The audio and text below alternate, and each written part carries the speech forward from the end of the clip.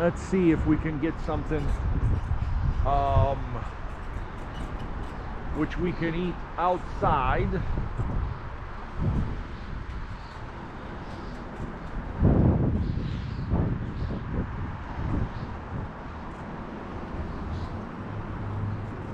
How you guys doing? All right. So you got your different places. I don't see too much outdoor seating, but there's a lot of grocery stores still around.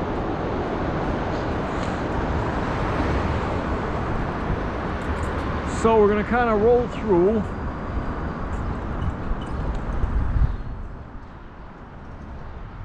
How you guys doing? All right. Little country.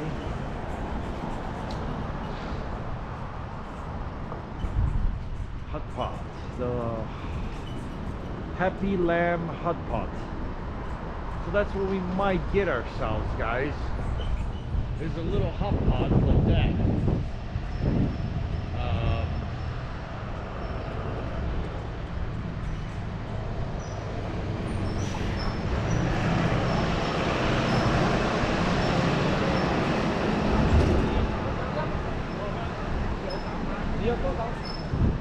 Of course, as we can hear, guys, you know, we can hear the old language still spoken. I've heard a little bit of English. I actually heard a little bit of Spanish earlier when we first pulled up, but primarily I'm only hearing. Oh yeah, so guys, probably just a little bit about the Chicago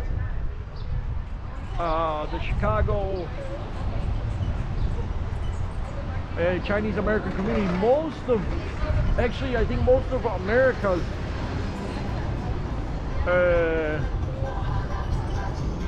community, most of America's, definitely Chicago's, are from one big city called Taipei, which is in the Guangdong province, and it's just like millions and millions. I think like actually like half a million of, I don't know if it's Chicago, it's definitely not Chicago's. I think 500,000 of America's Chinese Americans have roots that go back to this city. And definitely the two main factions, or the two main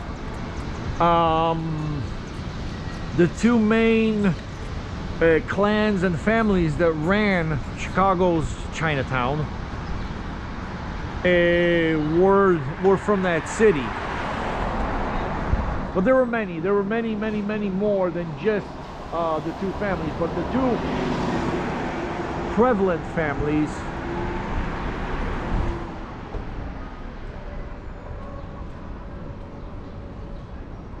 Okay, see, this building, I believe, is one of those families' original buildings that was built. The One Cow Chinese restaurant. I don't know if it's operable at the moment, but I think this was one of the original buildings that was built for retail space as well as apartments up above. That it's still in existence, because I'm trying to look. Yeah, and that one too, there, Emperor's Choice. That building looks like it was one of the earliest, built like 1928, and then they were all added to in like in 1932. But after World War II, a lot of the original the Chicago Chinese Americans, they started to move out to the suburbs, because what happened was, guys, so yeah, all these restaurants are super busy. So what was happening, guys, is basically okay, let's go down that alley. So basically what was happening is that because it's a bit loud over here, but what was happening is that the new generations, as Chinese American sort of students started entering. Yeah, let's go through here. Let's not try to get attacked. by any massive Chicago rats. But basically, guys, as the sort of like the firstborn Chinese Americans were entering college and they were coming out educated, they were losing the connection to this area. So then they started moving more out to the suburbs, and so the community also moved with that.